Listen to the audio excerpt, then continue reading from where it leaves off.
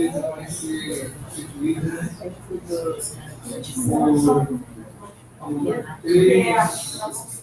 três pessoas. Vai haver depois, já para das três pessoas, uma apresentação do vídeo que o ministro Eugênio Aragão mandou, com contribuição ao seminário. Finalmente, o POC vai ler uma carta escrita pela sua irmã Iracema sobre o desaparecimento do seu irmão, o João, lá em Osasco. Então vamos lá. Então vamos constituir a mesa. Em primeiro lugar, a nossa querida maestrina Cira Miller, do Jornal Boletim.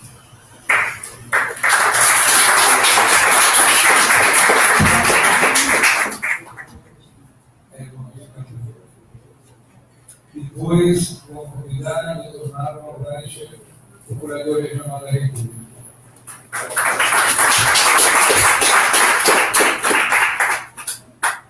Vou convidar o professor Alessandro Ottaviani, que vai falar sobre o caso de uma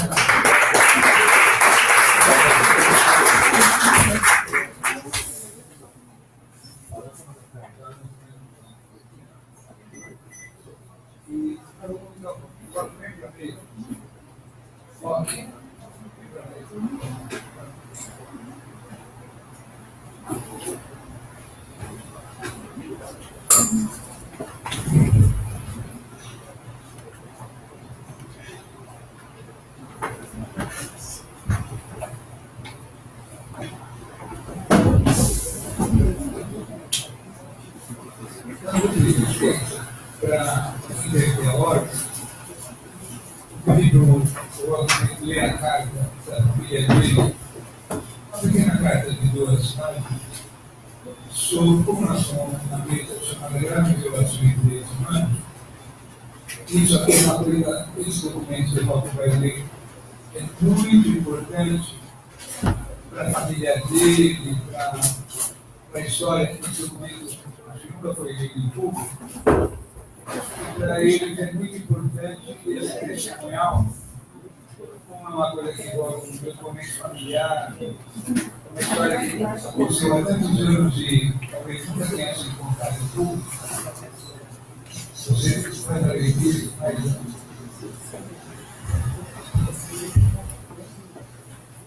Boa tarde a todos e todas. Eu sou o Walter Aparecido da Silva, de Osasco. Era metalúrgico em Osasco nos anos 60. E vou ler aqui, então, uma carta, um depoimento também da minha irmã, Iracema Maria dos Santos, que era cozinheira em uma escola no Jaguaré, lá nos anos 60 também.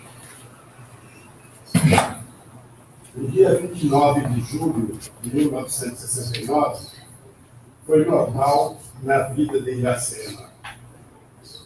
Despertou às 5 da madrugada, preparou o café, preparou a filha Eliana, acordou o marido, tomaram café, levou Eliana para a escola e às 7 horas assumiu o trabalho de cozinheira na Escola Marechal Espiridião Rosa, no Jaguaré.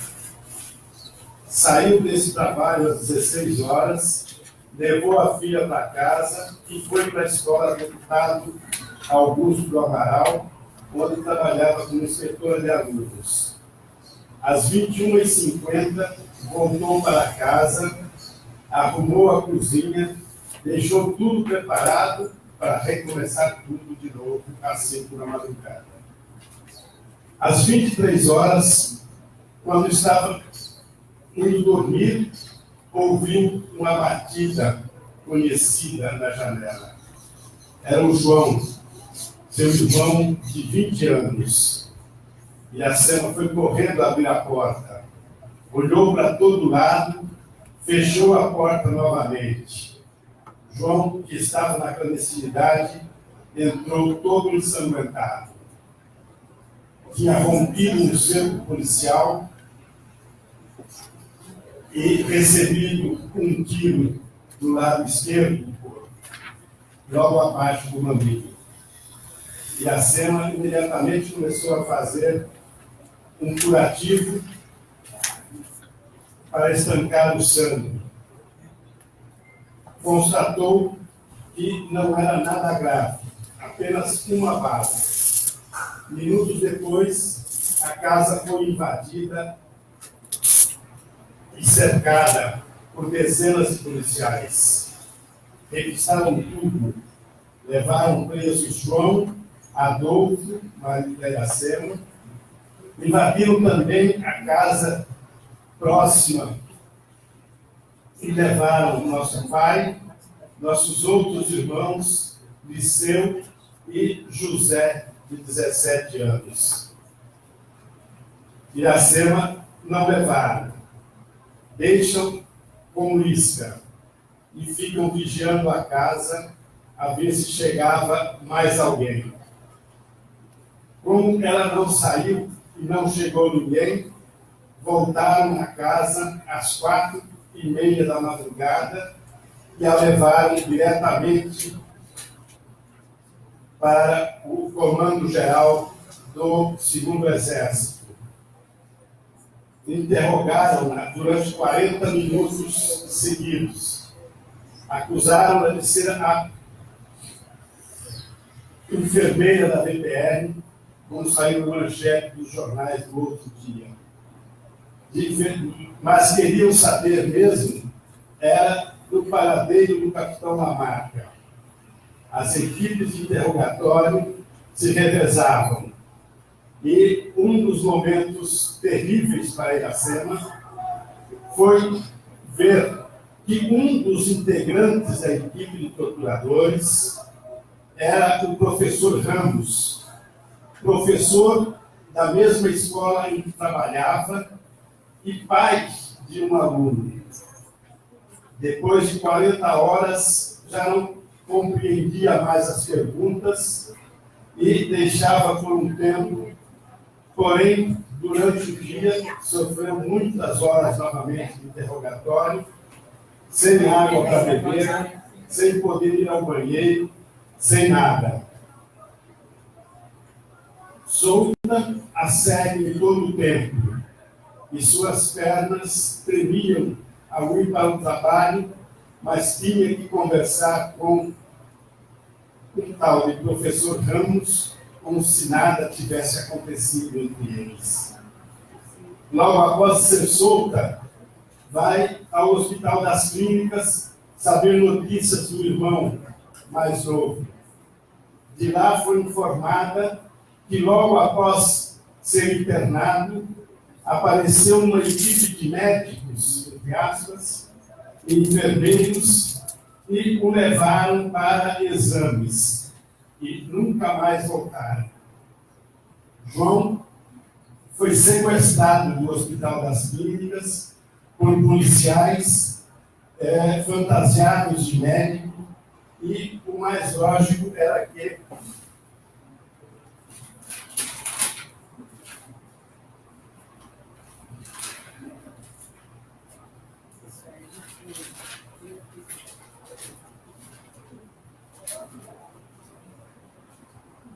tivesse sido levado para o Hospital do Exército, no Cambuci.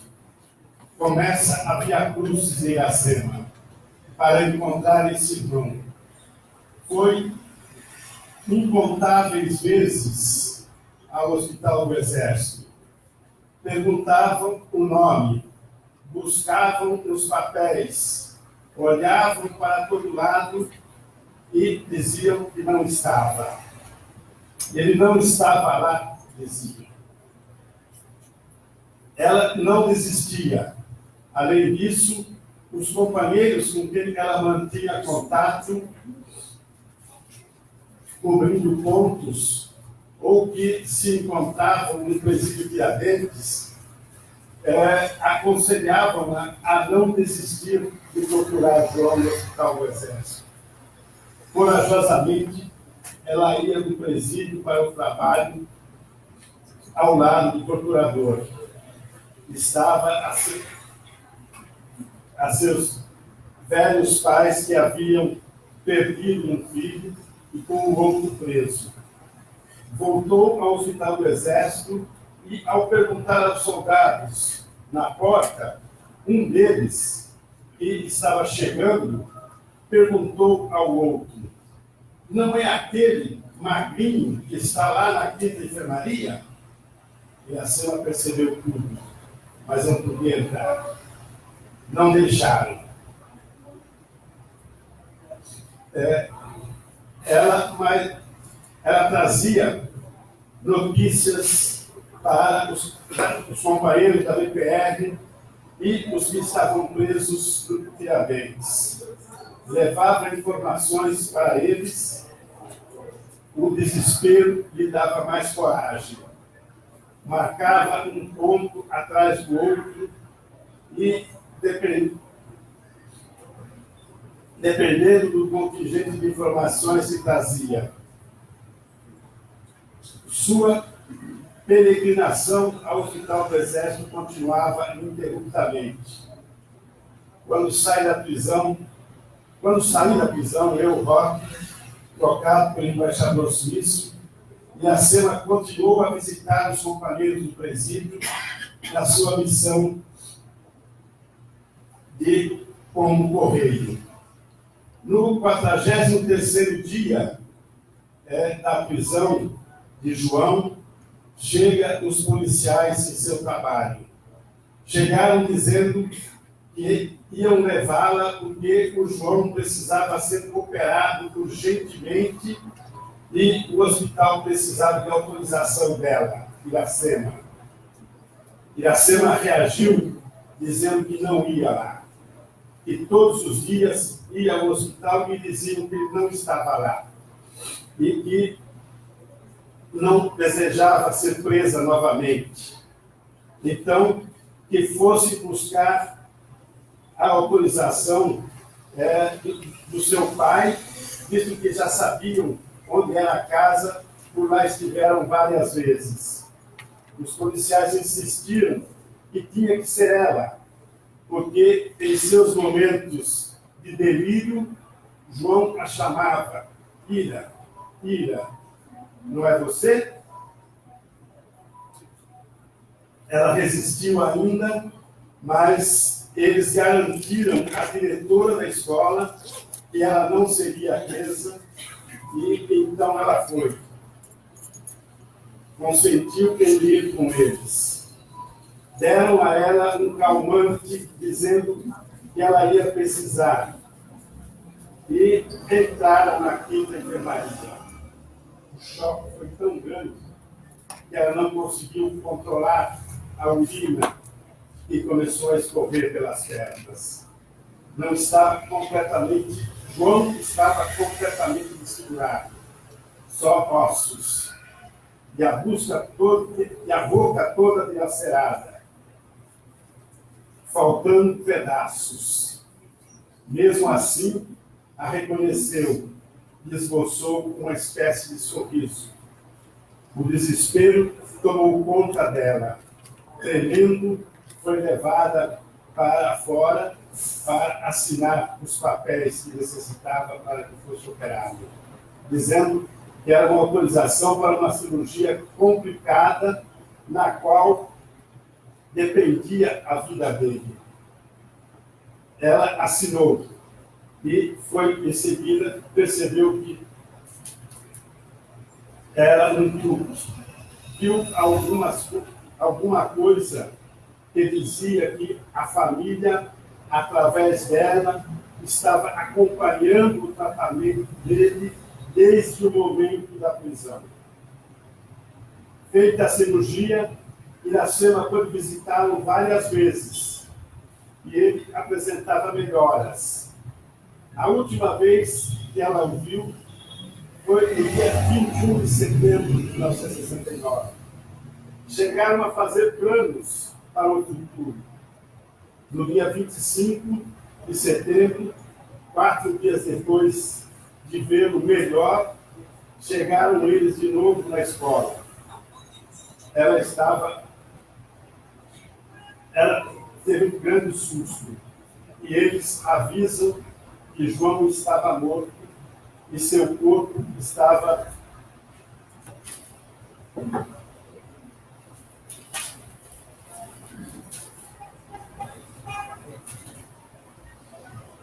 para ser retirado no IML.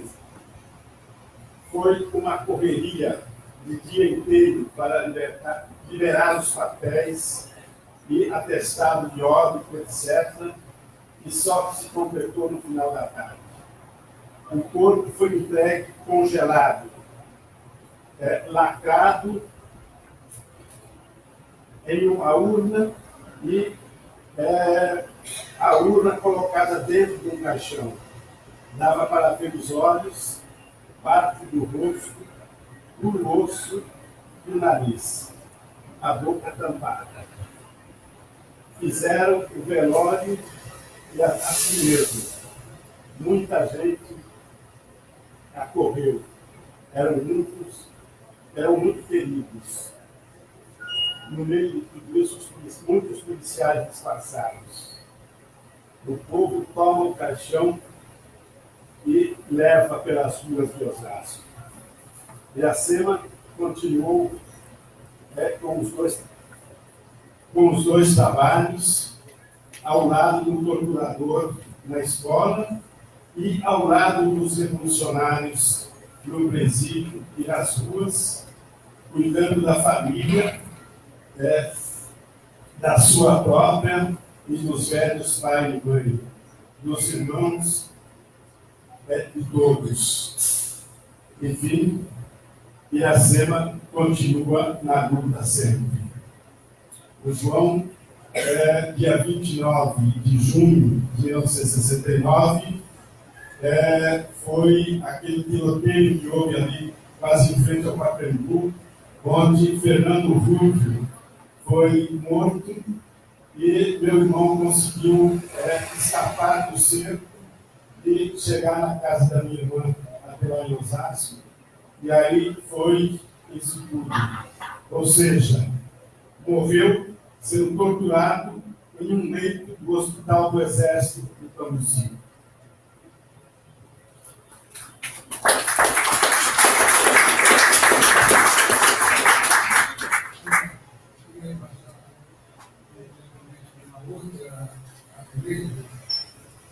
Que é o depoimento do grupo de música, de arte, do grupo até de música erudita, que é o Coral Pequim, que sempre teve sempre uma parte na origem, desde o tempo do Martinho Lutero, o maestro Martinho Lutero de lá, na África, na Itália, na África, desenvolvendo um tipo de cancioneiro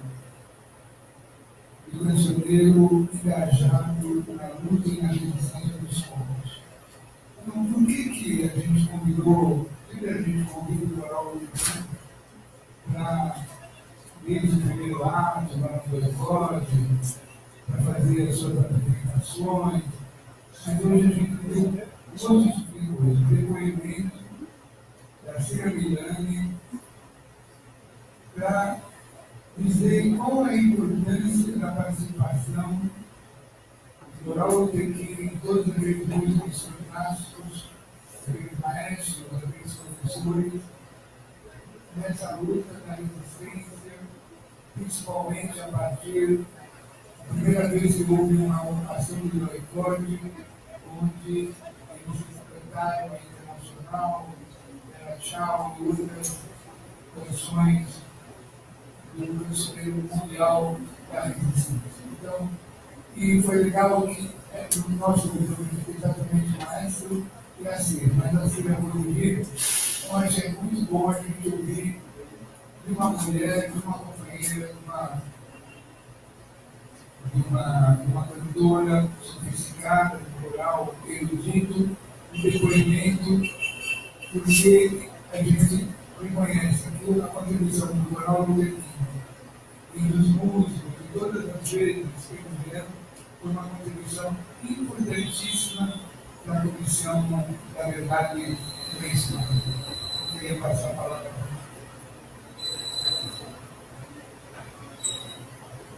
Olá, todos.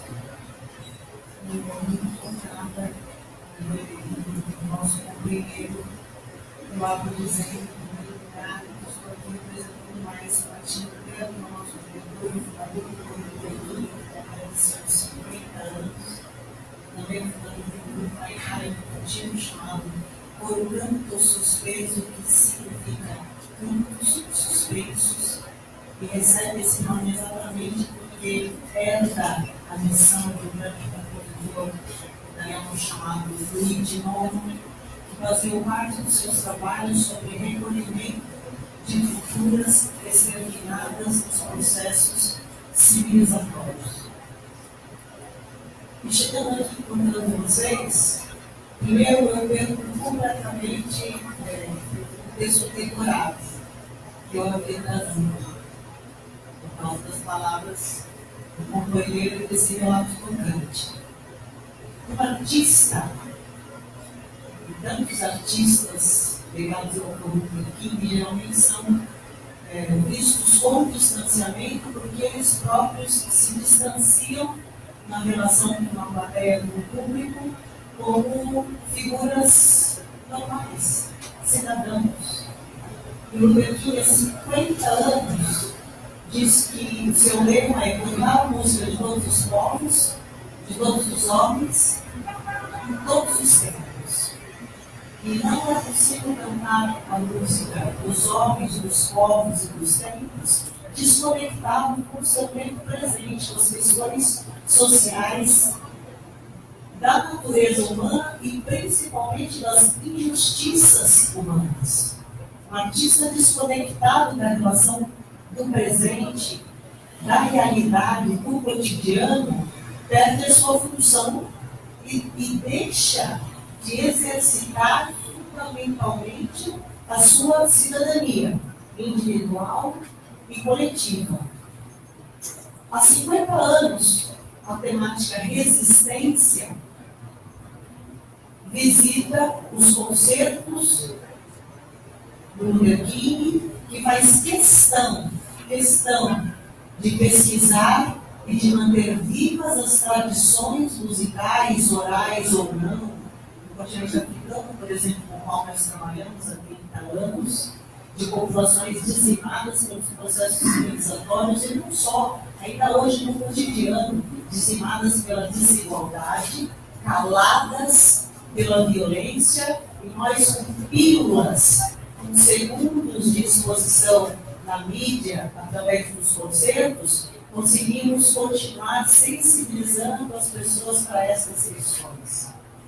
Mas o Instituto Grande, infelizmente, não está aqui, não está muito bem, está acamado por recomendação, inclusive para preservar a saúde de todos os presentes, se retira nesse momento, que é um momento importante, e deixa um abraço ao Adriano, à comissão. Nós, não é só uma questão de dizer que nos orgulhamos de participar até hoje de todos os atos e de todas as questões, desde da pesquisa, da descoberta, da divulgação, da questão das ossadas de Perus, todos os atos do Andoricode, todos os atos do DOCS. Nós tivemos desde a missa do lado, e não só, desde o assassinato do Manuel, tivemos presentes em todas as situações em que a sociedade pediu que o artista, através da sua arte, se solidarizasse e tocasse com o seu discurso a sociedade para que ela votasse, para que ela continuadamente dissesse não, que é o que a gente continua fazendo. Há muitos e muitos anos a gente canta canções de resistência. Por exemplo, vulgarizou-se recentemente, infelizmente, por causa de uma série que parece uma coisa assim televisiva, belíssimo Bela Tchau. Caríssimo para nós todos. E começa dizendo: Una mattina mi sono svegliato e ho trovato l'invasore. Nós, cotidianamente, diariamente, nos acordamos, nos espelhamos e encontramos o invasor. O relato do companheiro não é uma coisa distante. A dor do meu irmão é a minha dor. Uma injustiça com um cidadão é uma injustiça de toda uma sociedade. Nós todos os dias acordamos e nos deparamos com o invasor. Nós, como artistas, temos como profissão de fé uma prática artística, mas um reiterado modo de resistência. Cantar um tempo, denunciar as injustiças desse mesmo tempo, esperar com amor e fraternidade, construindo no cotidiano uma convivência pacífica, harmoniosa, com respeito entre as diferenças. E cantando a dor do meu irmão, que foi calado, que foi torturado, que perdeu a vida, que perdeu a sua voz. Como diz também uma das frases do belíssimo Galatial. E se ia o olho da parte do diabo, tu me deves ser. Se eu morrer em combate, você, meu companheiro, deve continuar a luta, deve me enterrar, mas deve continuar a luta. Que a comissão continue seu trabalho, que os nossos irmãos caídos tenham direito à sua história, à sua memória, à dignidade, e que a arte continue nos unindo, que nós não percamos a nossa vida.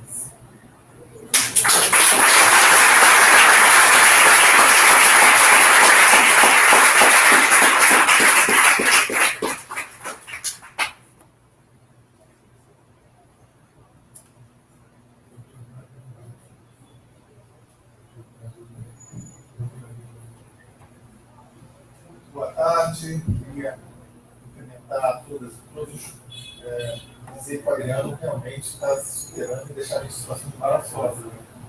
Eu vou falar alguma coisa mais técnica e tal, assim como eu tenho essa mania, depois de duas coisas sobre o livro, emocional. Então, está pior que o coronavírus, Adriano.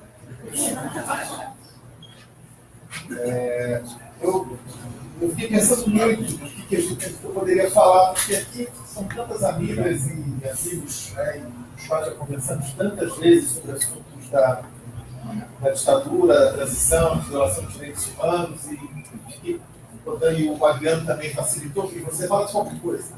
Né? E que eu demorei um bocado para encontrar um caminho que poderia fazer uma conversa, propor uma certa conversa um pouco sobre a provocação do título, que é da ditadura ao desgoverno atual, falar de violação de direitos humanos, entender um pouco esse processo, que eu resolvi falar de propor uma reflexão, uma perspectiva sobre um tema que eu chamaria de transições inacabadas. Né? E vou tentar ser praticamente breve, para que a gente possa, talvez, fazer isso de uma forma mais de uma conversa. Né? E porque eu acho que tem tanta coisa acontecendo nesse momento, que a gente tem uma dificuldade muito grande, talvez, de conseguir olhar o que virá. Há um grau de incerteza muito grande nesse momento, todas as alterações que o país, a sociedade brasileira e o mundo tem passado. Eu vou começar um pouco chato, lembrando algumas questões do passado, para tentar provocar, que é uma pena, gostaria que o Eugênio pudesse estar presente para participar dessa reflexão, mas o professor Otaviani aqui também pode, depois eu queria escutar um pouco a sua reflexão, que eu sei que é alguém comprometido com todas essas questões. Então, para lembrar, né? Quando a gente fala de transição no Brasil, nós estamos falando de muitas coisas. Da transição da ditadura para um projeto democrático. Nós estamos falando, no primeiro momento, da própria fase militar, eu diria, da transição, que se inicia, sabe-se lá qual é o marco inicial, e costuma adotar a lei de anistia como sendo o marco inicial da transição, e, como a gente sabe, foi extremamente lenta, né? A mais lenta do continente, gradual, conta-gotas, avanços, retrocessos, né? Mas, sobretudo, controlada. É uma transição que não foi feita pela sociedade ou pelos movimentos progressistas, mas sim uma transição que foi feita por aqueles que ocuparam o poder, pela própria ditadura, pelo militar. Então, eu chamo isso da fase militar, que iria de 79, né, um encontro ali, um marco mais efetivo, pode ter começado antes um pouco, talvez com os movimentos que conduziram a lei de anistia, e vai terminar enfim, com a posse do primeiro presidente civil, onde a gente pode entender que houve início a fase civil da transição. E que no Brasil vai se caracterizar, sobretudo, por ser uma transição sem um processo de justiça de transição, sem um processo de justiça transicional. Né? Lembrando que, quando a gente fala de justiça transicional, nós estamos falando aqui de uma série de medidas adotadas em conjunto para lidar com um legado de autoritarismo e de violações aos direitos humanos, baseado na revelação da verdade, né, na reparação das vítimas, na promoção da justiça, dos maiores responsáveis pelas mais graves violações de direitos humanos, na garantia, na promoção e revelação da memória, e também na transformação, na reforma dos órgãos estatais, dos órgãos, né, das reformas institucionais, para que levem a uma garantia de não repetição, para poder prevenir uma recorrência de autoritarismo e de graves violações de direitos humanos. Nós sabemos, é muito claro, né, que o Brasil não adotou esse modelo, ao contrário, né, o que já vinha sendo, que foi a transição militar para o civil, é uma transição baseada em dois valores essenciais, que é o conceito do esquecimento associado com o conceito da impunidade. Muito inspirado na experiência espanhola, né, que era, então, um paradigma de transição feita sem nenhum ajuste de contas com o passado, sem nenhum enfrentamento do legado ditatorial e do legado de graves violações de direitos humanos. Não obstante, houve algumas medidas isoladas sendo adotadas nessa transição, sobretudo com a inspiração da própria Constituição, das disposições transitórias da Constituição, que tiveram um enfoque estritamente reparatório, né? E aqui já uma grande maldade na promoção dessa transição é porque não fala de vítimas, mas fala de que são pessoas que ainda precisam ser anistiadas, ou seja, revitimizando, dizendo que são criminosos mesmo, né? Só que no novo processo constitucional vamos continuar a tratá-los como criminosos, mas eles merecem uma anistia e até uma reparação. Aqui tem na questão da linguagem uma grande armadilha que é colocada na própria Constituição de 1968, porque não se refere a vítimas de violações de direitos humanos, mas assim a criminosos que mereciam ser anistiados. E esse conceito vai contaminar a legislação que vem depois, uma legislação baseada estritamente no conceito de reparação, com a Lei 9.140, que é construída a partir de uma demanda, novamente, essa história recorrente do Estado brasileiro, a partir de uma demanda legítima, justa da sociedade civil, se faz uma negociação muito desonesta, que é o que aconteceu com a lei de anistia, por exemplo, no movimento da anistia, né? E se transforma aquilo num grande monstremo, que, de certo modo, é o que a Lei 9.140 faz. Ela admite e tenta dar uma solução parcial para o tema das pessoas desaparecidas, né? Cria um sistema de reparação, e eu digo uma solução parcial porque não deu uma solução efetiva, e demite o Estado, praticamente, do dever de prestar informações, de relevar, de identificar e de entregar os restos mortais daquelas pessoas que o Estado havia ocultado, havia feito desaparecer.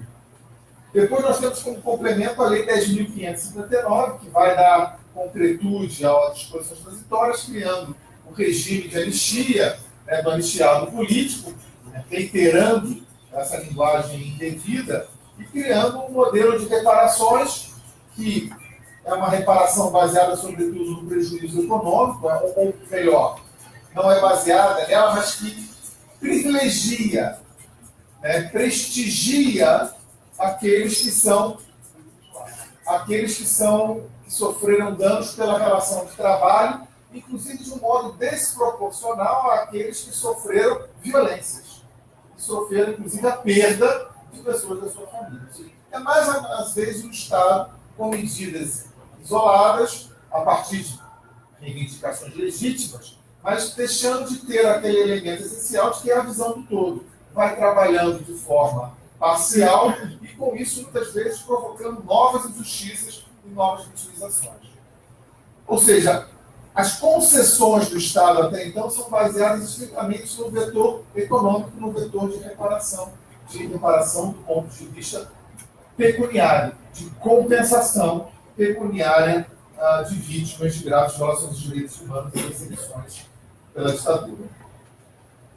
A sociedade civil é aquela que nunca se sossega, né? E nós vamos ter novamente, fora de um marco tradicional, medidas isoladas.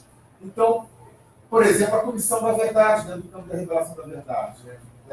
Eu tenho muita clareza de entender que essa daqui é uma medida que apenas houve, não por uma política de Estado, mas sim porque um grupo, do qual uma parte fundamental está presente aqui nessa sala, não desistiu e insistiu de levar ao sistema interamericano a demanda sobre os desaparecidos do Araguaia, e por conta da iminência,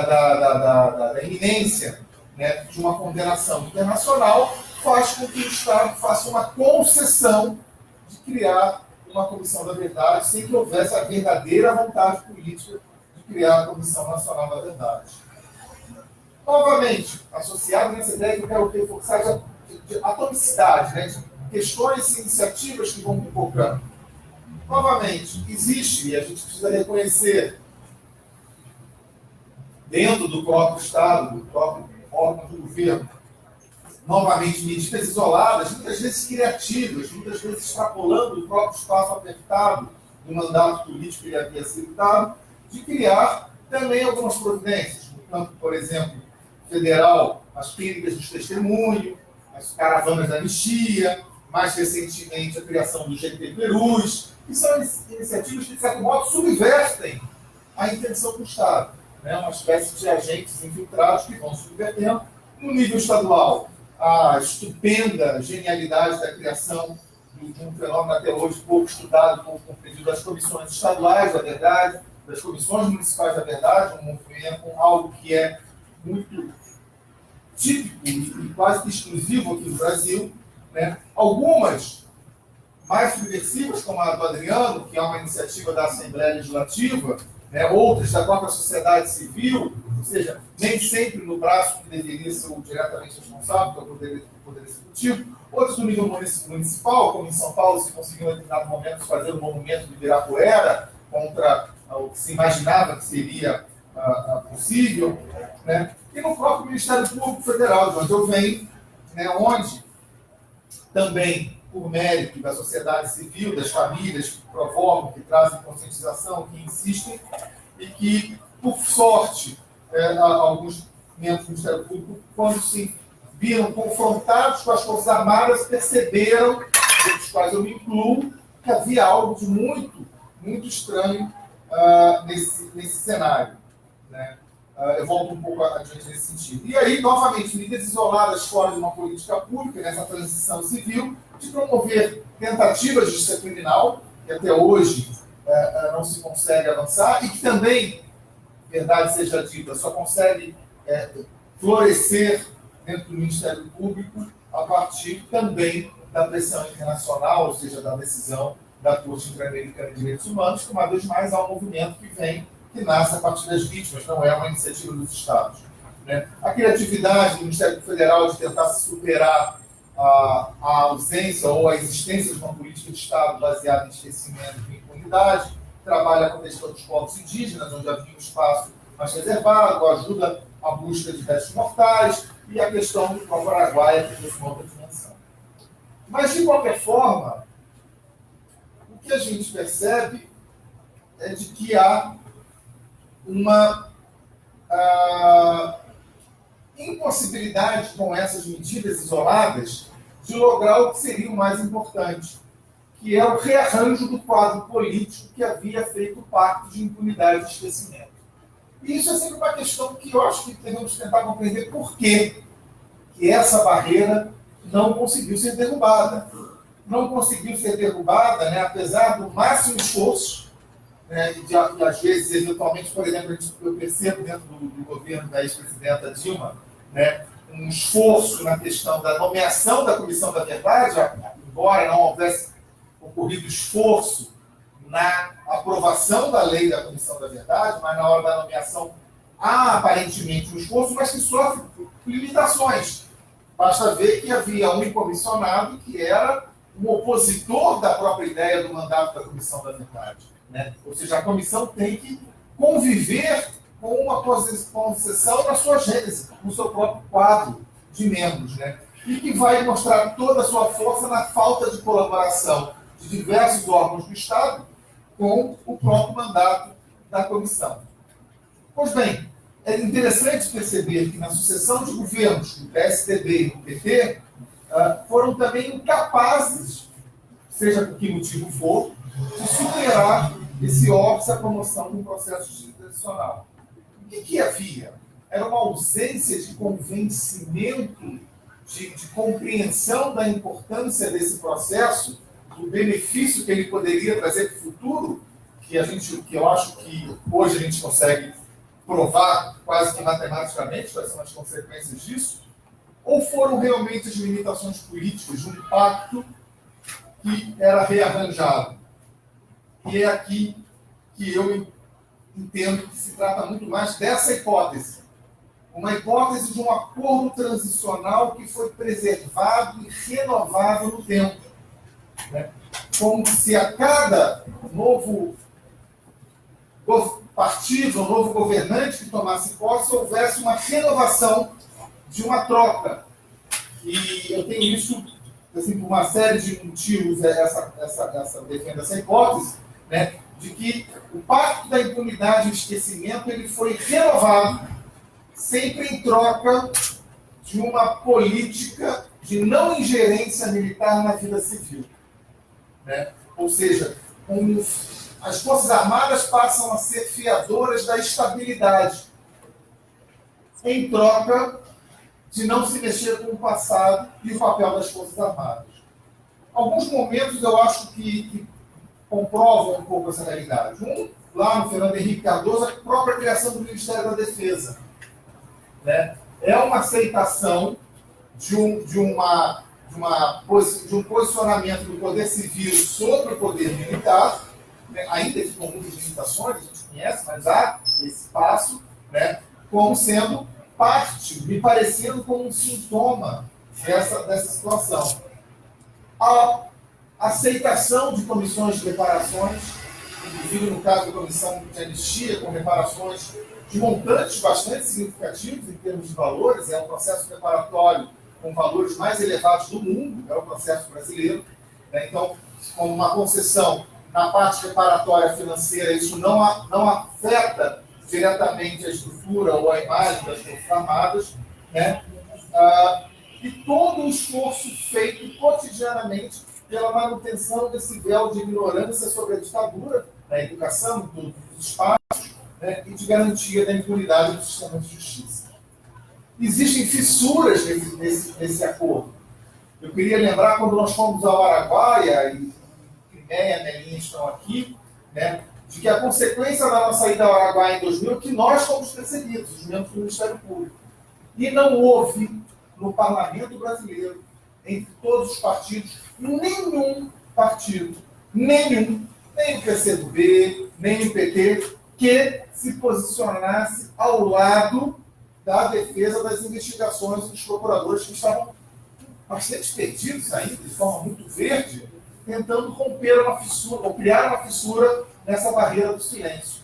Nenhum partido. O parlamento, unanimemente, condenou a iniciativa, todos os partidos, a iniciativa do Ministério. Nós recebemos recados de todos os partidos, PT e do PCdoB de que não haveria um suporte àquela iniciativa.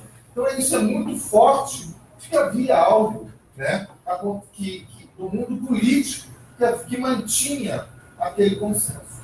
Houve uma nova fissura um pouco mais forte quando se iniciou o processo, a ação civil pública contra a Ustra e Aldir Santos. A primeira ação civil pública em 2008, 8 anos depois, né? E ali sim a fissura vai um pouco adiante. Né? O Ministério da Justiça, o ministro Tasso Genro, banca essa questão, né? A Secretaria de Direitos Humanos, um pouco mais limitadamente, mas também banca, né? Já era o ministro Vanucchi, né? Bancam essa tentativa de fissura, mas são superados por outras forças dentro do governo, o Ministério da Defesa, né? A AGU, e aí, finalmente, a própria Presidência da República. Ou seja, isso culmina com a DPF da OAB no Supremo Tribunal Federal, e ali sim, fica extrema de dúvida de que há uma reafirmação daquele acordo.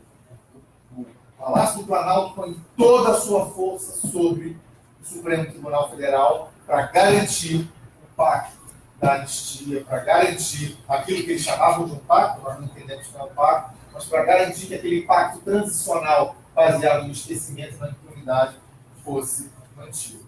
Né? E como é que isso eu vejo do lado da onde era possível haver progressões, avanços, né, de transição?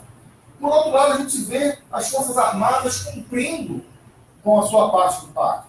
Como eu falei, eu acho que a criação do Ministério da Defesa é um momento importante, mas nós vamos ter uma série de crises políticas brasileiras onde os militares se conduzem de um modo extremamente eu diria quase que surpreendentemente republicano e de distanciamento. Para quem tinha acabado de chegar de 21 anos de ditadura, e uma ditadura que não houve nenhuma prestação de contas. Temos o impeachment do Collor, temos a crise econômica do Fernando Henrique, a crise do câmbio, a crise asiática, que afetou diretamente o Brasil. Tivemos a crise de compra de votos para a emenda constitucional da reeleição. Né? Tivemos a crise da fraude daquele sistema de vigilância da Amazônia. E tudo isso poderia atrair uma intervenção, um pronunciamento, uma questão militar? Nada. Temos a eleição do Lula, o rompimento da possibilidade de que o PT chegue ao poder. Nada.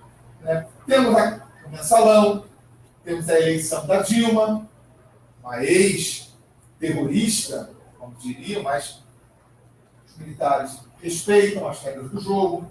Né?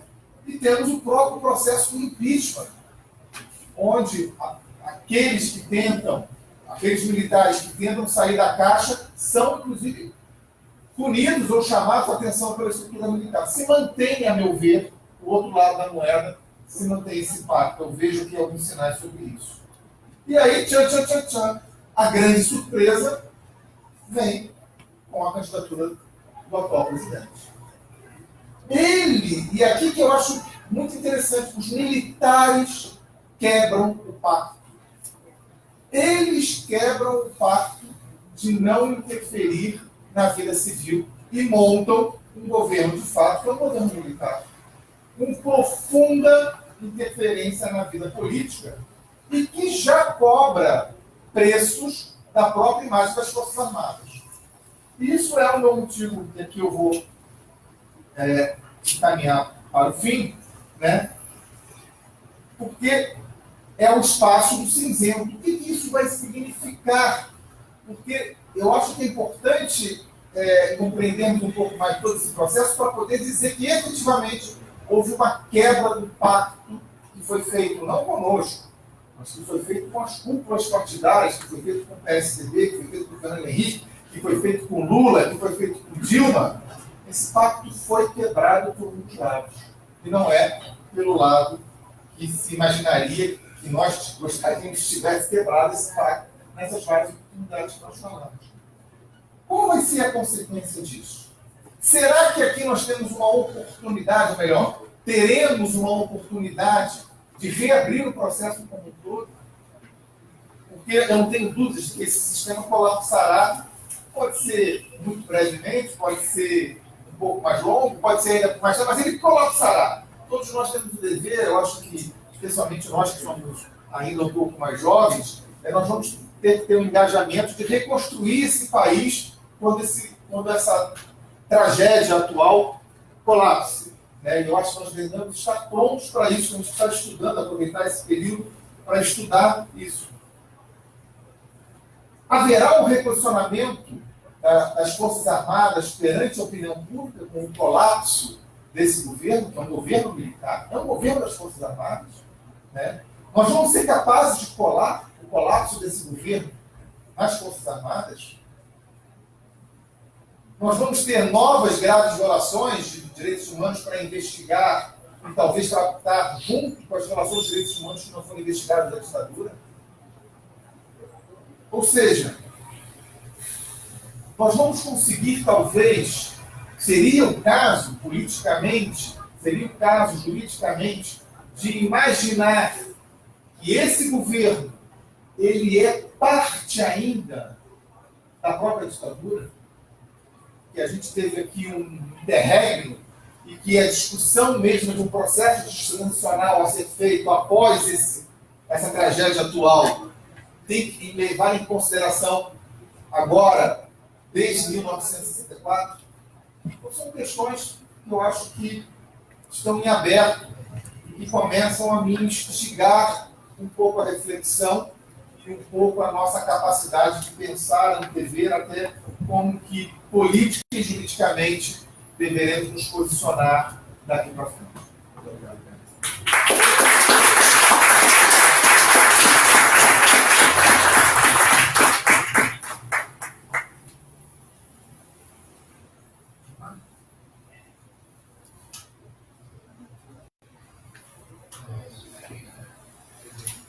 Bom, esse caso, essa investigação, essa última fala da Pedro,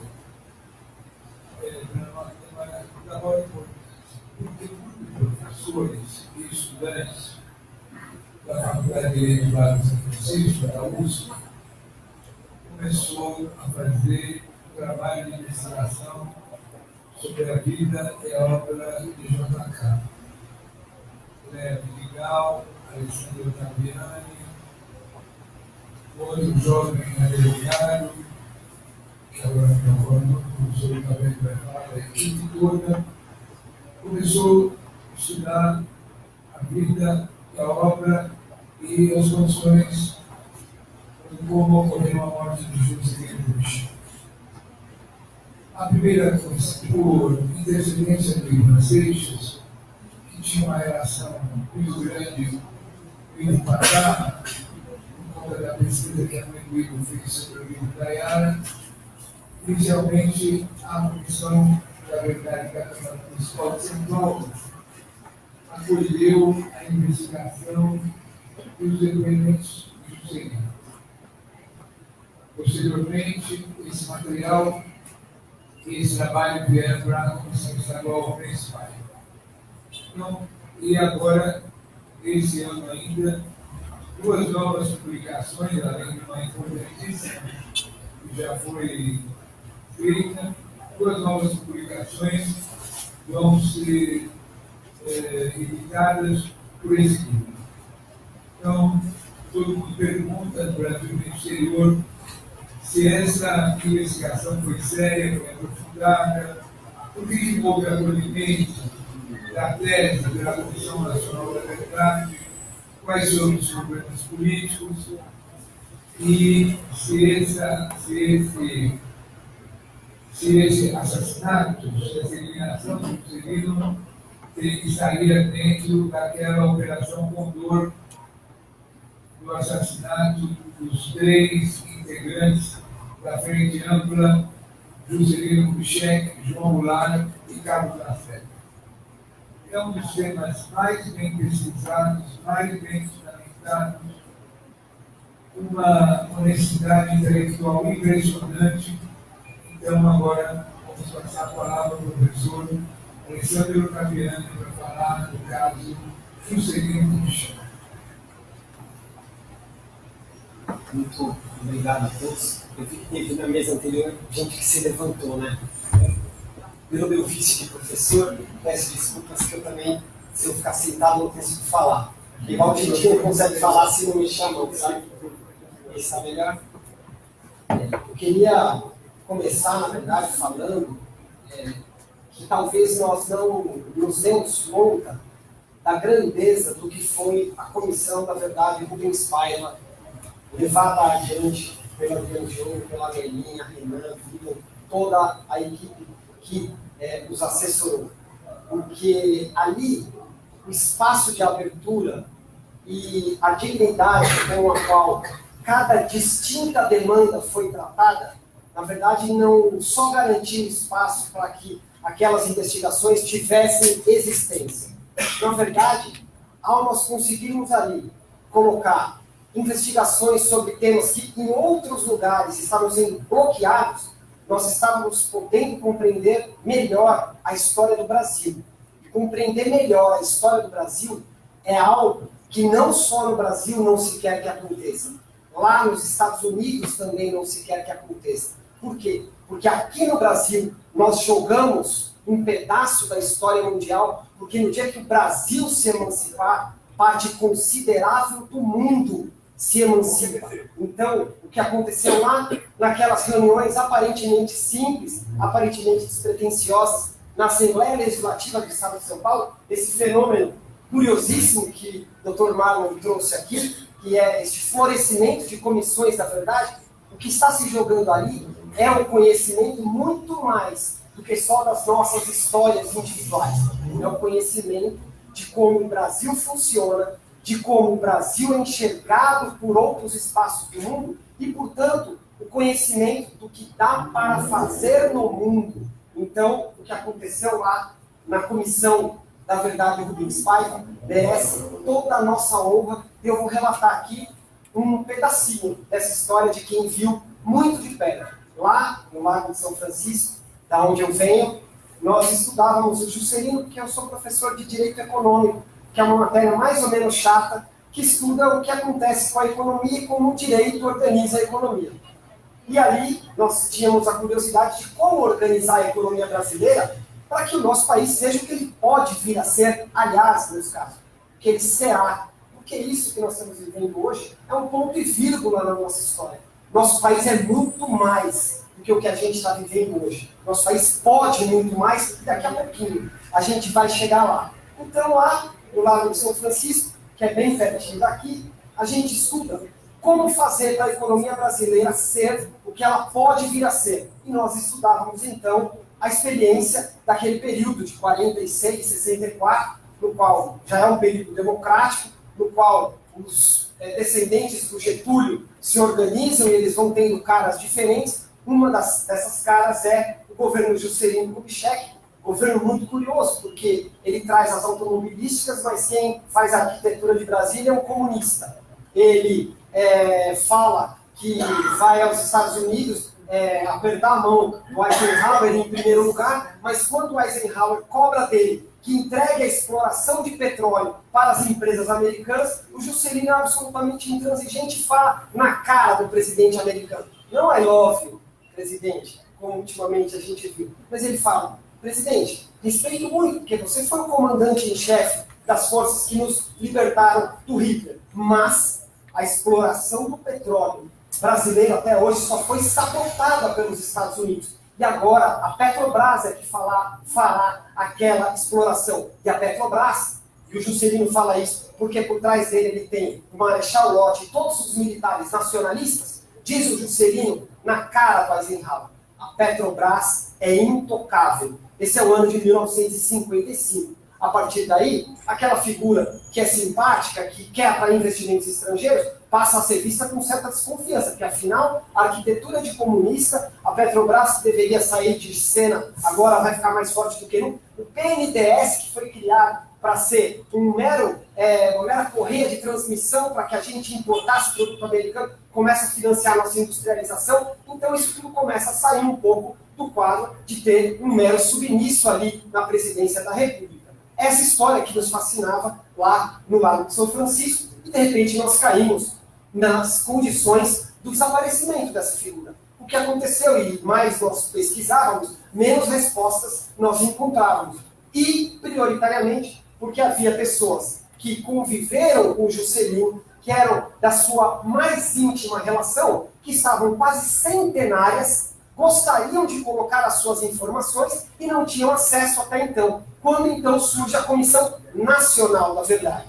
E Léa Vidigal, Marco Braga e outros tantos estudantes e pesquisadores que tocavam essa questão vão à Comissão Nacional da Verdade falar com o seu ex-professor, Pedro Dalari, meu colega de docência na Universidade de São Paulo, mas se aqui estamos na Comissão da Verdade, os nomes também têm que ser ditos, e cada um arque com as consequências dos seus atos e de suas escritas. Todos seremos julgados pelo Tribunal da História. Então, Léa Vidigal manda um e-mail ao professor Pedro Dalari, dizendo: professor, tenho aqui o contato com a pessoa que sabia tudo da vida do Juscelino e, portanto, o que significava aquele convite que ele tinha recebido nos últimos dias para se encontrar com o emissário do Geisel ou com o próprio Geisel. E ele disse que gostaria de falar sobre isso, porém, para uma comissão. Então, nós gostaríamos, seguindo aquilo exatamente que consta da dicção da lei que instituiu a Comissão da Verdade, Nacional da Verdade, que qualquer do povo tem a prerrogativa de apresentar provas a essa nossa comissão, estamos postulando que ele faça o seu testemunho. E a resposta da Comissão Nacional da Verdade foi mais ou menos a resposta que se esperaria de uma comissão do bloqueio da verdade, no caso do Juscelino, porque foi a seguinte: não tenho agenda. Foi essa a resposta. Uma pessoa centenária, absolutamente lúcida, muito mais lúcida, muito mais energia do que a ampla maioria daqueles estudantes que o tinham conhecido e que ficavam absolutamente fascinados por ouvir aquele lado da história que até então não estava adequadamente documentado. Então, essa pessoa, portadora da sua verdade, que a lei lhe garante que possa chegar à Comissão Nacional da Verdade com uma prerrogativa, diz que quer fazer um depoimento, e a resposta da Comissão Nacional da Verdade é: não tenho agenda. E mais ainda, não foi só a postura da Comissão Nacional da Verdade em relação ao caso do Juscelino. Depois deste bloqueio, que é totalmente contrário ao espírito da lei, dessa produção de prova, houve uma série de pedidos de outros testemunhos, que inclusive pessoas que estavam vivas da mais alta relevância, General Contreras, do Chile, se encontrava em prisão perpétua. General Contreras é o açougueiro mor da DINA, a polícia secreta chilena, que se especializou nos contatos com todas as demais polícias e serviços secretos de assassinato da América Latina, e tinha uma excelente relação com o Henry Kissinger, que ainda também aí, postula os seus passos livres entre nós. Latrache, que era o representante da CIA no Uruguai, ainda vive. Isso só para falar lá de fora. Daqui de dentro, pessoas com a maior capacidade de trazer informações sobre isso, como, por exemplo, o militar sempre das sombras, Serpa, com muitas informações, todos aqui já ouvimos falar da sua amplíssima capacidade de conhecimentos dos grandes segredos, andando ali pela zona sul do Rio de Janeiro, poderia, enfim, colocar as suas informações, já que ele tanto afirmava ter carinho pelo presidente Juscelino. Então, essa série de postulações para serem ouvidas, também completamente ignoradas pela Comissão Nacional da Verdade. E aí, meus amigos, por isso, toda a minha deferência ao que se passou aqui na Comissão Estadual da Verdade. Basicamente, muito obrigado.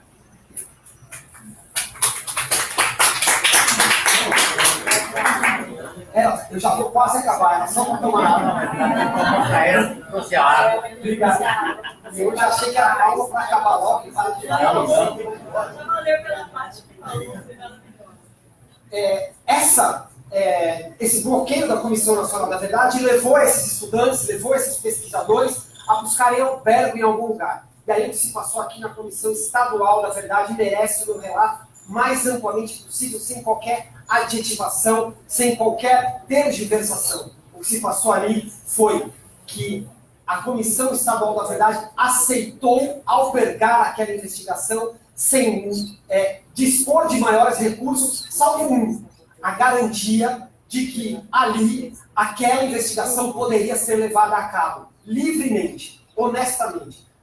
Qualquer das perguntas, qualquer das conclusões que fossem feitas seja pelo assassinato político do presidente Juscelino Kubitschek pela ditadura, fosse pela inocência da ditadura em relação ao que se passou com o Juscelino, nenhuma interferência a Comissão Estadual da Verdade jamais fez. Simplesmente falaram o seguinte para aquele grupo de pesquisadores: vocês farão a pesquisa que acharem que deve ser feita, e aqui vocês terão espaço para isso.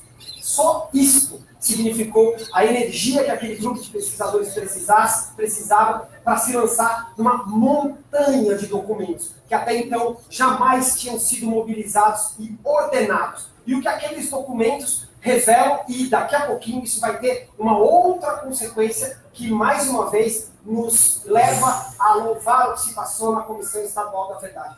A ordenação daqueles documentos leva, como uma vez falou o Adriano Diogo lá no Salão Nobre da nossa faculdade, à conclusão que Juscelino Kubitschek não foi assassinado uma vez pela ditadura. Juscelino Kubitschek foi assassinado diversas vezes pela ditadura. E a ditadura não é só um órgão encarnado num aparelho de Estado. A ditadura é uma sequência de articulações que a sustentam. A imprensa mentirosa e golpista é parte da ditadura. Os empresários que antes se aproveitavam dos financiamentos do Juscelino e logo depois passam a apoiar essa ditadura, são parte dessa ditadura. Os Estados Unidos, que tantas loas teceram ao Juscelino por ser alguém democrata, que era uma pessoa com a qual se dava para conversar, quando suportam o que está acontecendo aqui em 64, é parte da nossa ditadura. E basicamente é essa sequência documental que vai ser permitido graças ao espaço cedido e muito bem defendido pela Comissão Estadual do Paiva, que se pôde colocar ali naquele minucioso e denso relatório. E agora eu vou a alguns detalhes desse relatório. Porque, num determinado momento, quando essas investigações sobre o presidente Juscelino estavam avançando, um deputado, na Câmara dos Deputados, pede a palavra e fala o seguinte: meus queridos deputados, tá ok? Está acontecendo uma coisa muito grave. E aí ele começa a falar o seguinte, esse deputado: estão falando agora que o perito Sérgio Leite, que assina, que coordena as investigações supostamente técnicas sobre a ditadura, que tudo que vem do Instituto Carlos Zéboli não merece o nome de técnica se nós vivemos no Estado de Direito. Tudo que vem do Instituto Carlos Zéboli, que foi produzido durante a ditadura, merece o nome de objeto a ser investigado, porque pesa contra aquele instituto na época da ditadura o ônus da prova. Eles saíram perdendo, porque eles foram uma usina produtora de legitimação de mentiras. Portanto, nós não podemos tomar aquilo como prova técnica. E uma das provas que nada de técnico tem aquilo é que um deputado pede a palavra para falar: estão acusando o perito Sérgio Leite, que é um homem de bem. E este homem não pode ser acusado. Este deputado, chamado Jair Bolsonaro, diz basicamente o seguinte, nessa sua manifestação: essa história de que o Juscelino foi morto pela ditadura é mais uma coisa desses revanchistas. Porque olha só, quem eles estão querendo atacar? O perito Sérgio Leite, que é um técnico impecável. E quem é que a Comissão Nacional da Verdade toma como a sua primeira parcela de investigação e vai lhe perguntar o seguinte: como foi aqui que vocês fizeram toda essa boa prova técnica? O perito Sérgio Leite. Então, sobre o caso Juscelino Kubitschek, sobre os outros, eu aqui não farei nenhuma crítica à Comissão Nacional da Verdade, porque todos sabemos o que de bom veio dali. Agora, sobre o caso Juscelino Kubitschek, foi um erro atrás do outro. E este um erro atrás do outro que foi feito lá na Comissão Nacional da Verdade, aqui na Comissão Estadual da Verdade, foi reparado com uma força e não sem sofrer muita pressão e sem sofrer muitos preconceitos e sem sofrer todas as outras consequências que eventualmente vocês aqui não sabem, porque as pessoas que o sofreram não são de ficar falando que sofreram ou deixaram de falar. Só que quem estava ali ao lado viu muito bem o que significa a tentativa de dar espaço para essa investigação que eu coloquei aqui para vocês acontecer, o tanto de ligação que essa pessoa aqui recebeu, falou: sai desse lugar aí, essa turma aí que você está andando vai te levar para o buraco. E essa outra pessoa aqui falou: não, se está sendo investigado, está sendo juntado prova técnica, está sendo colocado aqui uma perspectiva sobre a verdade do nosso país, pelo menos eles merecem este espaço. E O que fez, então, lá atrás, o perito Sérgio Leite, com essa investigação supostamente técnica sobre o que aconteceu com o Juscelino? A primeira coisa que ele fez, isso quem relata é o primeiro jornalista que chega lá, a primeira coisa que ele fez foi fazer uma perícia no local onde os autos que foram abalroados foram mudados de lugar.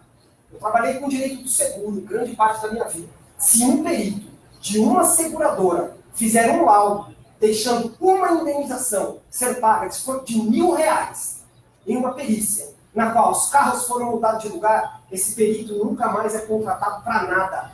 Porque a hora que os carros, os automóveis são mudados de lugar, nada mais dali presta.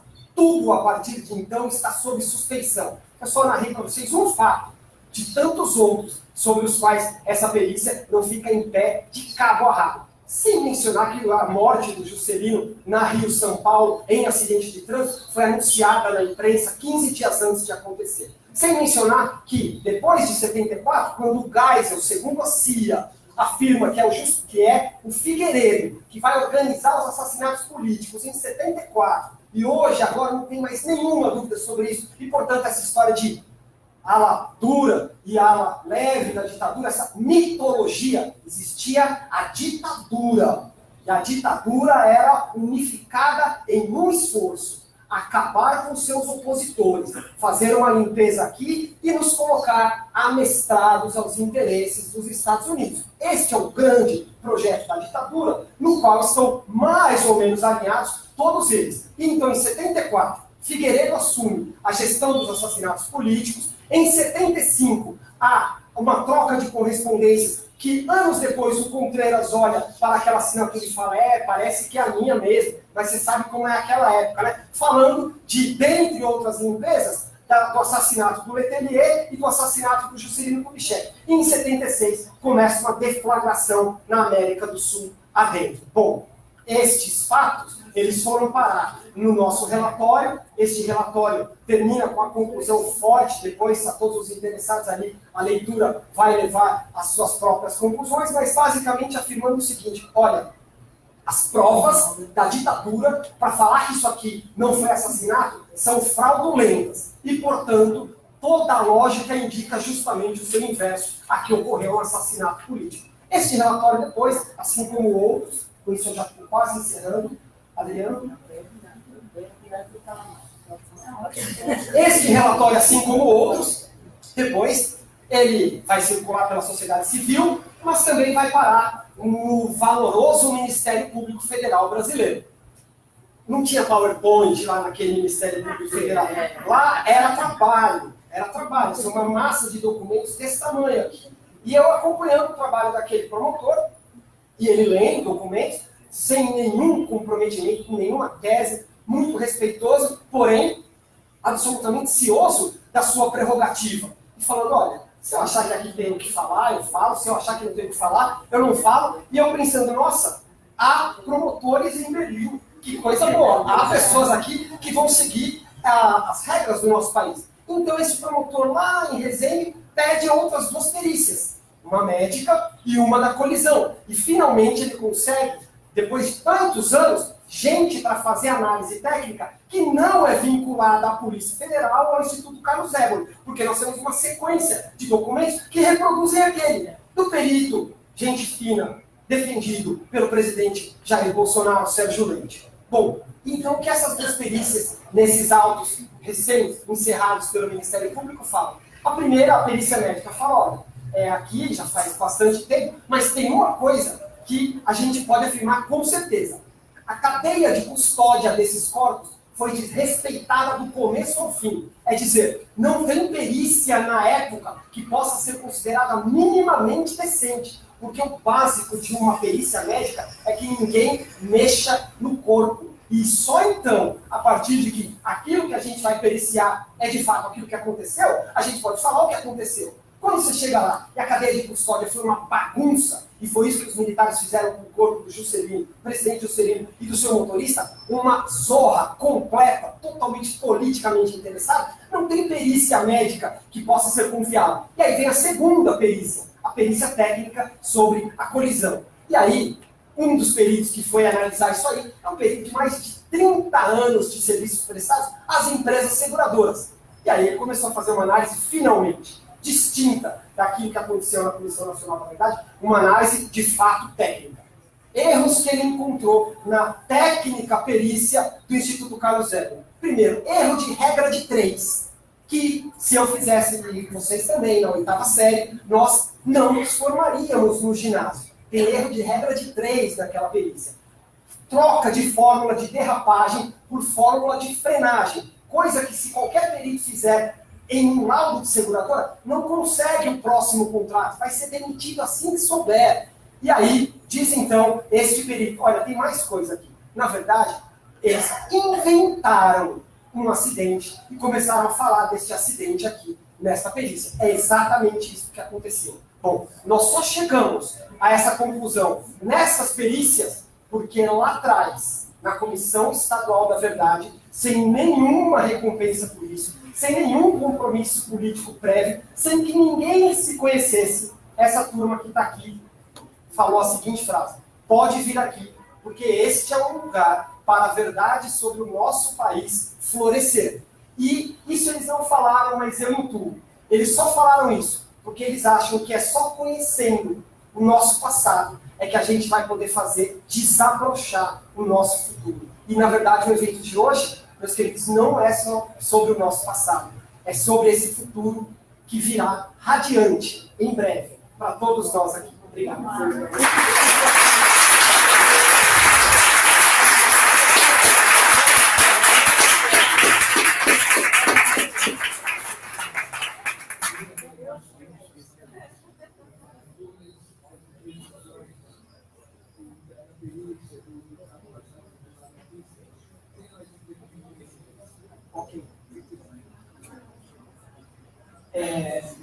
O Adriano me pediu aqui, então desculpa, não vou conseguir a ordem dele, tá? Ele falou, 5 minutos a mais só para falar das imprecisões da perícia, tá? A perícia final, essa do Dr. Sérgio Eisenberg. Aliás, aqui o Sérgio Eisenberg é eleitor do Jair Bolsonaro. Perguntei um dia para ele, falei, doutor Sérgio, em quem o senhor vai votar? Ele falou, vou votar no Bolsonaro. Eu falei, tá. E o seu trabalho? Ele falou, meu trabalho é técnico. Se eu olhar e eu achar que aconteceu isso, eu falo que aconteceu isso. Se eu olhar e achar que aconteceu outra coisa, eu falo outra coisa. E basicamente o que ele relatou ali. Em primeiro lugar, o Juscelino estava aqui na casa da Manchete, no Jardim Europa. Isso é um sábado. E ele sai, 22 de agosto, e ele sai rumo ao caminho do Rio de Janeiro. Faz este percurso de maneira bastante rápida e para em um hotel fazenda no meio da Dutra. Já fui lá, na cidade de Resende, proximidade, chamado Hotel Fazenda Vila Forte, pertencente ao Brigadeiro Newton Vila Forte. Brigadeiro Newton Vila Forte, segundo seu filho, Gabriel Vila Forte, é amigo íntimo do golperito Couto e Silva. Segundo os registros das Forças Armadas Brasileiras, diário oficial, ele foi professor de João Batista Figueiredo. Segundo também esses mesmos relatos do nosso diário oficial, ele foi colega de docência de João Paulo Burnier, a carnificina da aeronáutica brasileira, a vergonha da aeronáutica brasileira até hoje. Isso dito por Peri Bevilacqua, que é um militar que conviveu com ele, diz aquilo ali é a nossa vergonha. Bom, veja só, então Juscelino vai a este hotel aproximadamente 2 semanas depois da sua morte ter sido anunciada na imprensa na Rio São Paulo, num momento em que se está discutindo ele e emissários do Geisel, um encontro que esses emissários vieram postular, que o coronel Afonso e o Carlos Murilo gostariam de ter levado à Comissão Nacional da Verdade. Então Juscelino sai daqui depois de uma ligação feita, na qual o Carlos Heitor Coni está na sala ao lado, e ouve o Juscelino dizer, ok, sim, irei, e vai.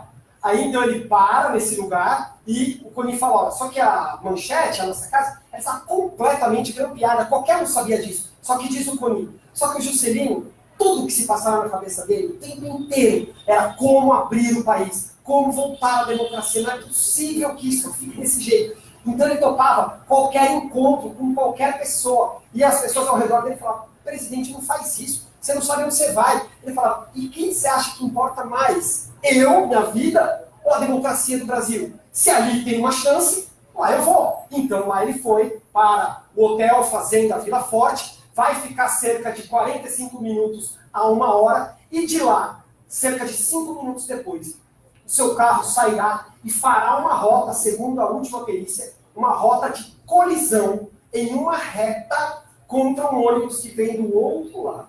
Bom, até aí, tudo que nós conseguimos falar de maneira absolutamente técnica é que a descrição que a ditadura faz deste percurso é absolutamente mentirosa ou fraudulenta. Tem um pedaço dessa história que nunca nós poderemos saber, porque não tem uma fita de vídeo ali gravada. Agora, tem um outro pedaço que é absolutamente possível de saber, que é as mentiras que a ditadura contou sobre isso. E qual foi a mentira que a ditadura contou sobre isso? Na qual ela deixou inúmeras contradições, inúmeras pataquadas que qualquer técnico de seguradora pegaria. Por exemplo, o surgimento do ônibus fantástico, que faz, em menor velocidade, ele impacta o carro no qual ele e o Juscelino, jogando o carro para o outro lado. O motorista do ônibus foi inocentado em 2 vezes pelo Poder Judiciário durante a ditadura.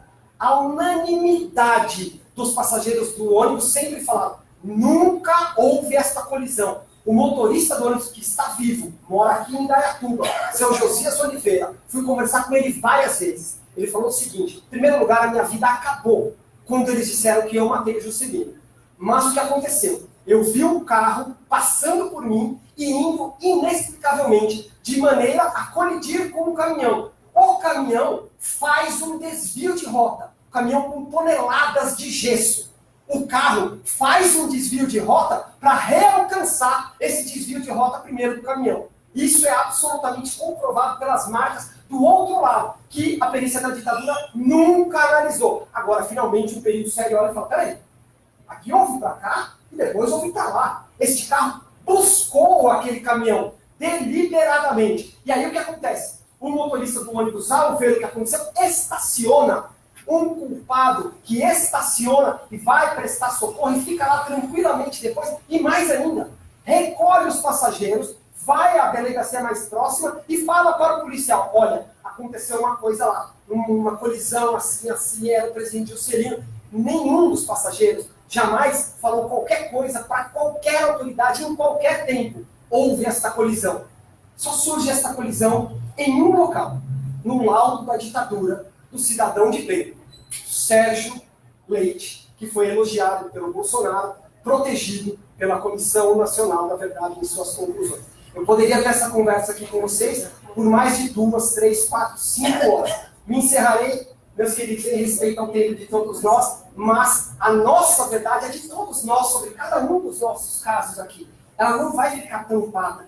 A gente vai destampar isso, como disse o doutor Marlon aqui, muito sabiamente. O nosso país será reconstruído em muito breve, meus caros. Só não podemos deixar que o nosso coração fique gelado, porque é aqui que está a certeza desse próximo momento.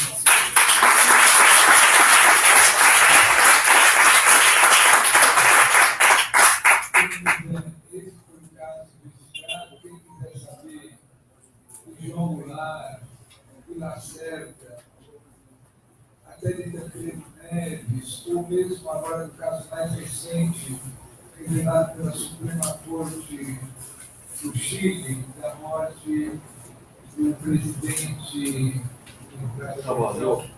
Eduardo Frei.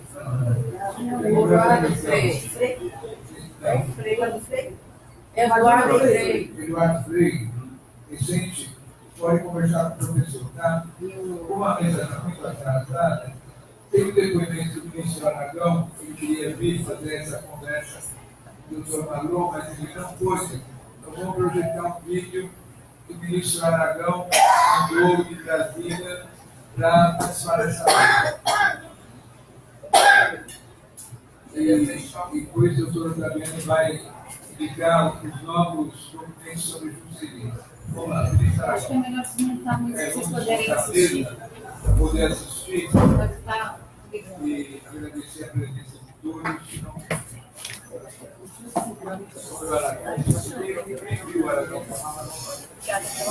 Eu que agradeço. Esse já está foi transmitido ontem. Eu assino já.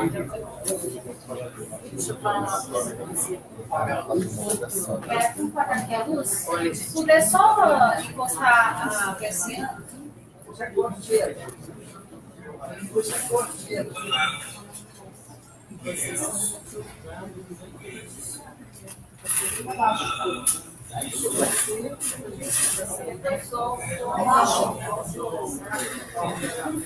som é ali atrás, gente. Vamos ter que colocar e vou tentar mexer, tá?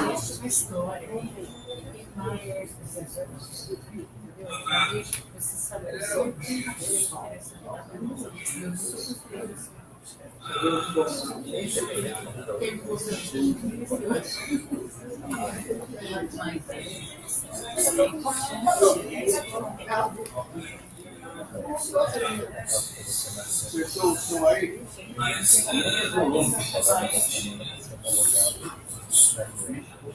Não, tá aqui volume, né? Resolvi fazer esse vídeo com vocês. Peço não está preparado. É um vídeo feito no celular. Tá bom, eu sou o Vitor, para chamar o pessoal da UTA. Espero que vocês consigam ver. Você breve, não vou tomar o tempo de vocês. Mas a Secretaria de Direitos Humanos, desde o fim, sair do nosso pessoal, entrou realmente na ladeira abaixo. E essa crise se agravou em 2019. Aumentou o esforço de desmontar, de desfazer, desfigurar os conservações que talvez foram os poucos que conseguiram preservar, porque isso foi criado por lei. Agora, os outros conselhos e comissões que não têm uma previsão sólida legislativa, esses foram extintos ou foram simplesmente desfigurados a retirada de representantes sociais.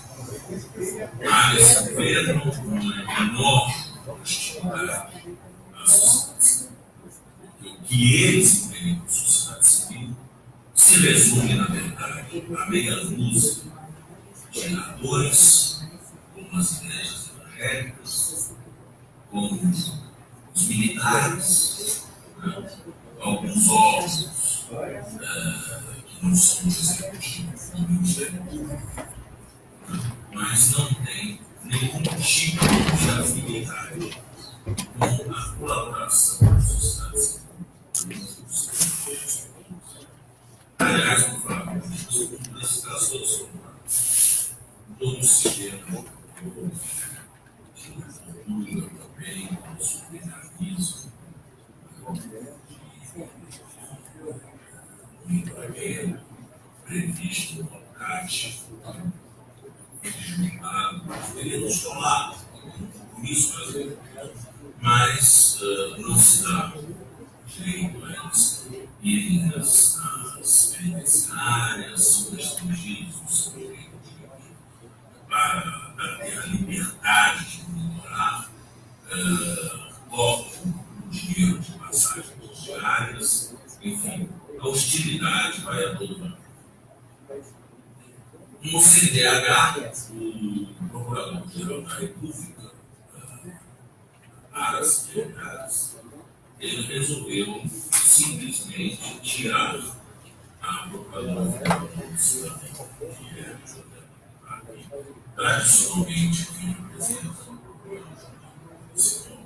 desde a época dela,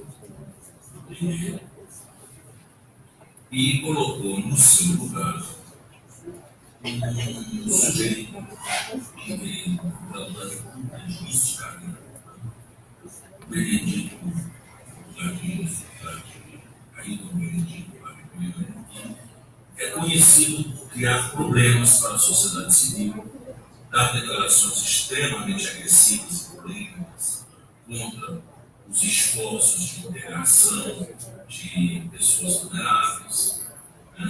Criou uma dificuldade enorme para o programa de direito feito para advogados populares na Universidade Federal de Goiás. Então, esse indivíduo foi chamado pelo MAS para ser secretário de Direitos Humanos, se o Ministério Público precisasse de secretário de Direitos Humanos. Ele previsto em lei complementar 75, a Procuradoria Federal de Direitos Quer dizer, há um bis-idem absolutamente necessário, mas, diga de passagem, esse erro foi cometido por ele, foi cometido pela doutora Raquel Lorde, assessora dele, que criou essa secretária, como para ter essa agenda perto dela. Mas a doutora Raquel, pelo menos, tinha agenda. Ele não tem agenda nenhuma. A agenda dele é desfazer, desmontar.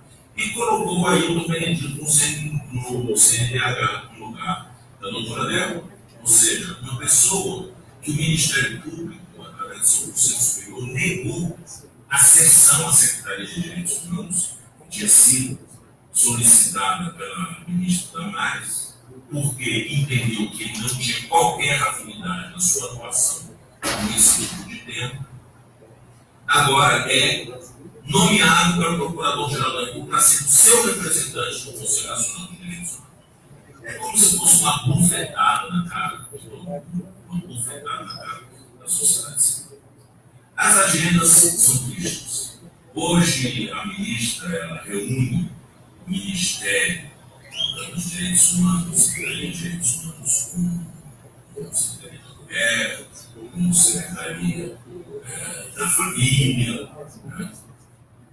criando ali um potpourri de agendas que, enfim, ainda que tenham uma afinidade, não deveriam propriamente ficar juntas. Um motivo muito simples. Se você quer fortalecer algumas agências, principalmente na parte de empoderamento das mulheres, você tem que ter uma secretaria. Isso é um tema muito forte para você jogar na vala pública. Né? Da mesma forma, também, a igualdade racial, isso também precisa ter uma agenda própria, um algo próprio, que foi tudo jogado na mão da ministra Damares. Que, diga de passagem, não tem nenhuma simpatia nessas questões. Ela resume o interesse dela na questão de família e crianças. E sendo que trata esses assuntos de forma completamente desfocada. Um viés pluralista, religioso e não no sentido de empoderamento, não no sentido de dar àqueles que são mais vulneráveis condições de superar a sua vulnerabilidade. E, infelizmente, é isso que nós estamos vendo hoje, a política de direitos humanos realmente sendo esfacelada. Isso, aliás, de certa forma, era previsível. O pouco tempo que esses atores tiveram em suas mãos a Comissão de Direitos Humanos da Câmara dos Deputados já permitiu antever o que eles fariam com essa ajuda. É a atitude deles, o papel deles dentro da Secretaria de Direitos Humanos é um papel destrutivo. Isso está valendo, por sinal, também para a chamada Comissão da Anistia, que foi para os mortos desaparecidos. Enfim, são comissões que, se dependesse dela e do Bolsonaro, simplesmente não existiriam. Então, o objetivo é anular a sua comissão. Anular. Não existir lá simplesmente de fachada, mas sem qualquer funcionalidade. Isso é muito grave. Isso é muito grave. Se nós não tivermos um de colocar nu esse tipo de sabotagem que está sendo feito com a política de direitos humanos no Brasil, nós podemos ser protagonistas no Brasil. Nós já tivemos os nossos déficits, não foram poucos. E na nossa época, nós sabíamos os déficits das dificuldades que nós tínhamos em vários programas, inclusive programas de coibir a tortura, de reprimir a tortura e de treinar os agentes de segurança. Foram programas muito dificultados, muito difíceis na nossa época. Nós tivemos uma missão muito grande na questão. É assim mesmo, gente. Mas tem um outro que é o fim. Nós já tivemos os nossos déficits também. Nós tivemos nossas dificuldades, né? Na política de segurança pública, na repressão, à tortura, à violência policial. Não fomos 100% bem-sucedidos. É um ambiente extremamente complicado. Mas, pelo menos, nós tínhamos a política pública no esforço de chegar. Este governo não deixa de ser. Então, amigos, os tempos são difíceis e são muito desafiantes para quem luta por direitos humanos. Vamos em frente, porque a luta é. E saúdo vocês todos nesse evento. Eu gostaria de estar participando. Peço mil desculpas por não ter condições de estar aí com vocês. Um forte abraço.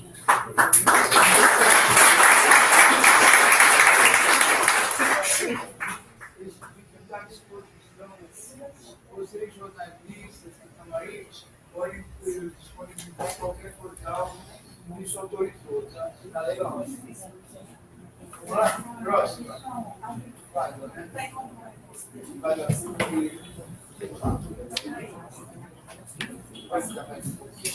Vai ter perguntas? Não. Não? Então, mais um pouquinho. Não, não. Deixa eu pegar minhas coisas aqui.